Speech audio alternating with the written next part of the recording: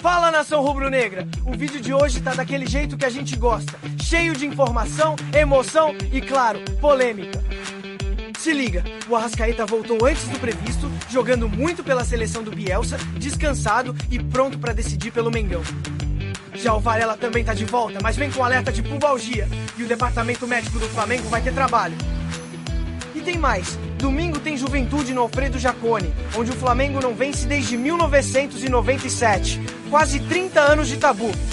Será que o Felipe Luiz vai ser o técnico a quebrar essa escrita? Eu vou te dar minha opinião já já!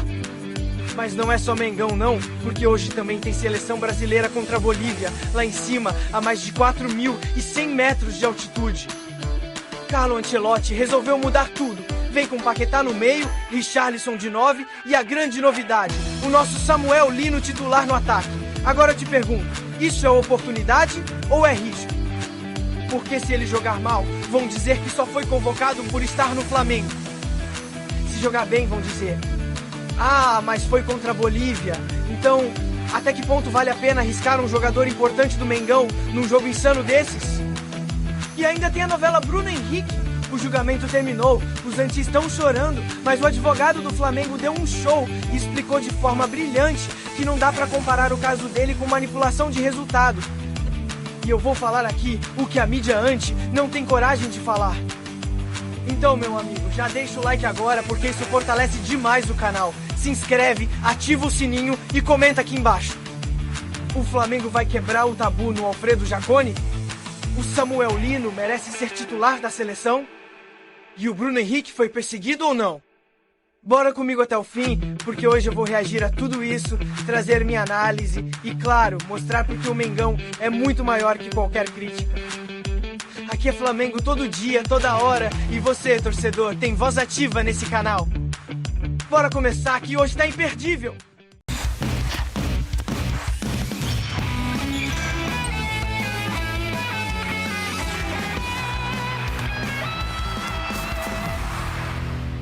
Muito boa tarde, gente boa, Globo Esporte na área. Hoje tem seleção brasileira ao vivo na Globo. Atenção para o horário, é mais cedo, 8h30 da noite, Brasil e Bolívia. É o último jogo das eliminatórias para a Copa do Mundo do ano que vem. Eu já vou conversar com o Felipe Brizola, que está encarando essa altitude boliviana para trazer informações para a gente aí sobre a seleção brasileira.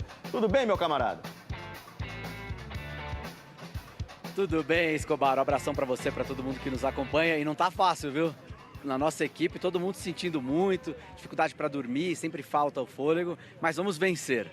A gente está aqui num ponto histórico da cidade de La Paz, na Praça Domingo Murillo, onde fica a Assembleia Nacional, ao fundo a Catedral Metropolitana de La Paz, e mais aqui à minha esquerda, a cidade de El Alto, lá em cima do morro, é onde o Brasil enfrenta a Bolívia hoje à noite. Um protocolo todo especial, a seleção nesse momento está em Santa Cruz de la Serra, que fica a 400 metros do nível do mar. Eles vão vir para cá só às 4h30 pelo horário de Brasília, devem chegar aqui ali cerca de 3 horas antes da partida, e a FIFA permite que isso aconteça em cidades acima de 2.500 metros, porque senão o Brasil teria que chegar um dia antes, mas como tem uma possibilidade de você mitigar os efeitos da altitude, ficando menos de 6 horas, o Brasil opta por isso, e deu certo da última vez, o Brasil venceu por 4-0 a seleção da Bolívia na última eliminatória. Escobar. Ô Felipe, temos pistas da escalação da seleção brasileira para o jogo de hoje? Temos sim, Escobar. Um time bem mexido. Tem uma única dúvida na lateral direita, se o Wesley, ex-Flamengo, hoje na Roma, vai ser titular. O Vitinho deve ser, mas vou mostrar na tela para vocês. Só o Alisson e o Bruno Guimarães serão mantidos em relação ao jogo contra o Chile. Então o Brasil vem com o Alisson no gol, Vitinho possivelmente na direita, Fabrício Bruno, o Alex Ribeiro e o Caio Henrique na esquerda. O meio-campo com o Andrei Santos, Bruno Guimarães, Lucas Paquetá, e o ataque com o Luiz Henrique, que foi bem demais contra o Chile, o Richarlison e o Samuel Lino do Flamengo, fechando os 11. Um Brasil bem fresco, é assim que o Ancelotti tem dito, ele quer um time com muita perna, característica diferente, falou que não dá para sair marcando pressão, tem que esperar mais o adversário. E para a Bolívia vale muito, porque a seleção deles precisa vencer e torcer para que a Venezuela não vença a Colômbia. Aí eles passam para a 7ª posição e podem disputar uma repescagem. A Bolívia não participa de uma Copa do Mundo desde 1994, ou seja, mais de 30 anos sem participar do Mundial. Não dá para você ter uma ideia, Escobar, de como eles estão com muita expectativa para esse jogo de logo mais, e até por isso eles levaram esse jogo para essa cidade que normalmente não acontecia, como a gente acompanha na ótima reportagem do Carlos Gil.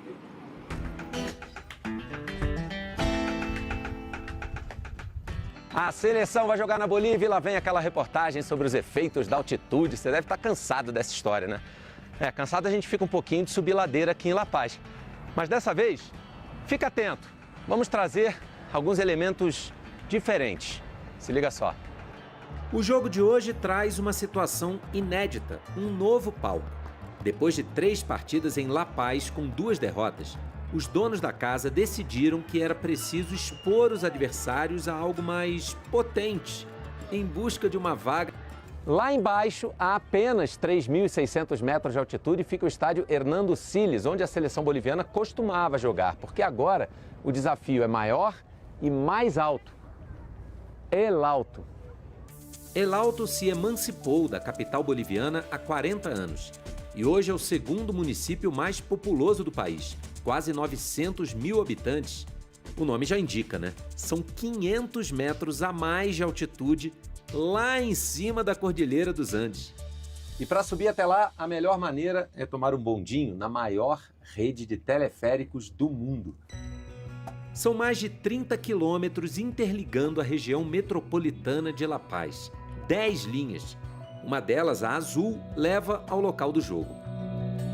Com capacidade para 20 mil torcedores, casa do Always Ready, time da primeira divisão do país. Chegamos à última parada do nosso passeio. Já botei aqui um agasalho porque fim de tarde, aqui faz um frio danado. Estádio Municipal de El Alto, onde a Bolívia está invicta nas eliminatórias, 3 vitórias e 2 empates. Ao entrar em campo logo mais, a seleção brasileira vai bater um recorde. Em mais de 100 anos de história, jamais a seleção jogou num estádio tão alto. Já houve duelos contra a Bolívia em Santa Cruz de la Sierra, Cochabamba, La Paz. Em El Alto será a primeira vez. A estratégia que a gente chama de fly-in, fly-out, né, que é chegar na hora da partida, algumas horas antes da partida, e sair imediatamente depois que a partida acabar. Com essa estratégia, a gente evita ou minimiza, né, não tem como evitar, mas minimizar os efeitos da altitude. Muito bem, fly-in, fly-out. Esse estádio de El Alto não é o mais alto do mundo. O mais alto do mundo é esse aqui, ó. Daniel Alcides Carrión fica na cidade de Cerro de Pasco, no Peru, a 4.378 metros de altitude. O clube que manda jogo lá é o Unión Minas, que é fraco, não joga competições sul-americanas. Ainda bem, ninguém precisa ir lá jogar, né? Já pensou? E o Botafogo, hein? Reforçou a defesa, que tá cheia de desfalques. Chegou o zagueiro Gabriel Silva, por empréstimo, ele estava jogando no Volta Redonda. Quinta-feira, você tá ligado ao vivo na Globo, hein? Botafogo e Vasco. É o jogo de volta das quartas de final da Copa do Brasil. O ano passado foi um ano inesquecível pro torcedor do Botafogo, né? E aí tem livro. É Tempo de Botafogo. Foi lançado relembrando os detalhes dessa temporada maravilhosa. Histórias do Guilherme, da Maria Júlia e de tantos outros torcedores estão aqui, ó, no livro É Tempo de Botafogo, que traz os momentos mágicos do ano de 2024, quando esses caras aqui conquistaram os títulos do Brasileirão e da Libertadores em uma temporada cheia de momentos inesquecíveis. A gente hoje recebe essa palavra, essa frase, na verdade, pô, vocês fizeram parte do dia mais feliz da minha vida. A decisão daquela Libertadores teve um roteiro de cinema. Invasão da torcida alvinegra em Buenos Aires. Expulsão do Gregory aos 39 segundos de jogo. Difícil também para mim esquecer da expulsão, né? Também foi um momento que muitas coisas passaram por minha cabeça. 1, 2, 3 gols na vitória sobre o Atlético Mineiro. A principal lembrança é, acho que no momento que o Júnior Santos faz o gol desse título. E uma semana depois, ainda veio a conquista do Brasileirão.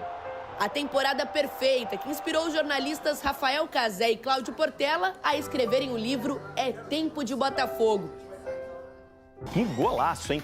Bora falar agora do Vasco. O jogo de ida contra o Botafogo em São Januário foi 1-1, né? Agora a parada é no Newton Santos. Deixa eu conversar com o André Pessoa, tá falando lá de São Januário. Notícias do Vasco pra gente, André. Fala, Escobar, tudo bem? Uma boa tarde a todos. O Vasco que fez pela manhã penúltimo treino antes do clássico de quinta-feira contra o Botafogo pela Copa do Brasil. Para essa partida, o técnico Fernando Diniz deve ter 2 retornos importantes. Um, o lateral Paulo Henrique, ele que não enfrentou o Sport com um problema na coxa direita no Brasileirão.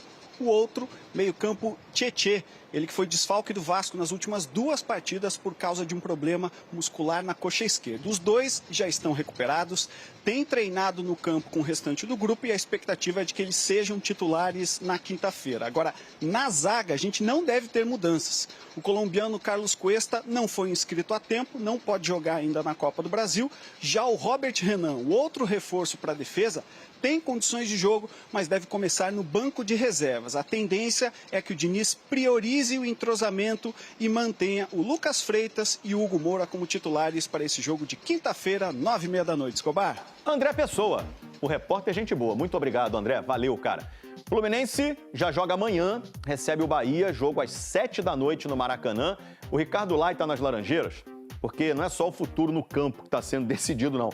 Fora do campo também um momento importante do Fluminense, Ricardo Lai.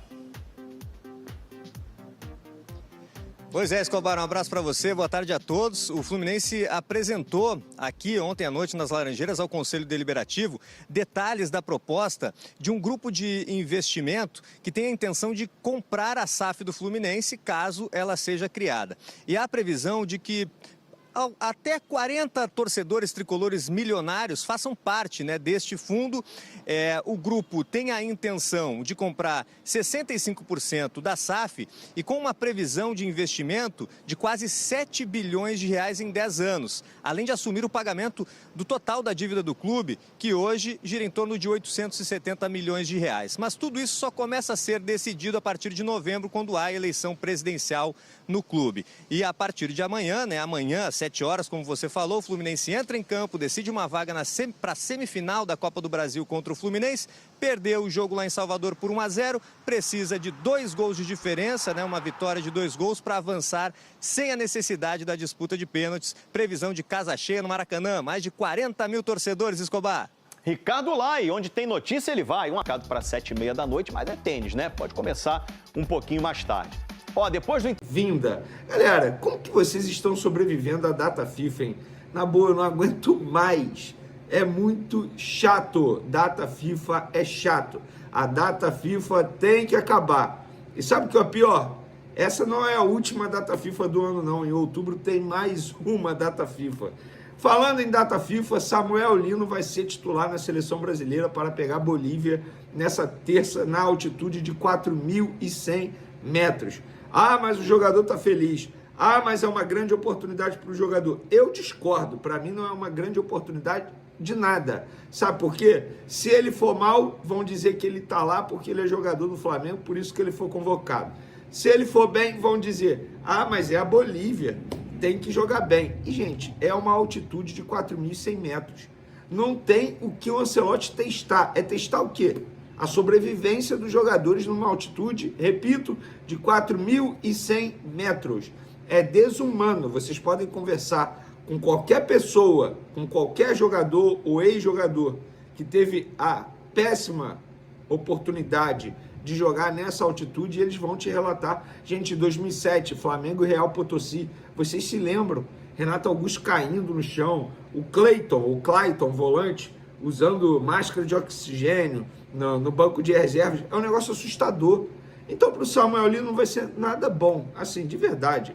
Enfim, fica aqui a minha opinião. Eu acho que para o Samuel Lino e para o próprio Flamengo, que vai ter o risco aí de perder um jogador por conta de lesão, não é nada bom. Mas, já que ele vai ser o titular, que dê tudo certo com o jogador, que ele faça uma grande partida, é um baita atleta, fica aqui a nossa energia positiva. Galera, é o seguinte, vamos falar agora do caso Bruno Henrique, porque Michel Acef Filho, advogado do Flamengo, que representou, segundo advogados com os quais eu conversei, representou de uma maneira brilhante o Bruno Henrique no julgamento do STJD. Ele deu uma entrevista ao Sport TV e explicou o motivo do caso Bruno Henrique ser totalmente diferente dos jogadores da Operação Penalidade Máxima, que aconteceu na temporada passada, com vários jogadores sendo punidos, teve gente sendo banida, inclusive, do futebol, e ele disse o seguinte: Tenho ouvido muita discussão sobre a pena ter sido branda. O que aconteceu com o Bruno Henrique não tem nenhuma relação com os casos julgados pelo STJD antes. As punições mais severas puniram uma fraude ao jogo, ou seja, alguma combinação fora para que no jogo algo artificial aconteça. Nos outros temas aconteceu exatamente isso. Atletas foram abordados e combinaram determinadas jogadas para se favorecerem fora do campo. O Bruno Henrique já planejava tomar o terceiro cartão amarelo. O cartão amarelo não é atitude antiética, não é atitude antidesportiva. Faz parte da estratégia do jogo. E ele disse aqui, o que aconteceu foi uma informação privilegiada. O artigo em que ele foi punido diz atuar de forma contrária à ética desportiva com o fim de influenciar o resultado da partida, prova ou equivalente. Não é uma atitude contrária à ética desportiva porque o terceiro cartão é permitido. E ele não pretendia influenciar o resultado da partida. Ele queria tomar o cartão para ficar fora contra o Fortaleza e jogar contra o Palmeiras.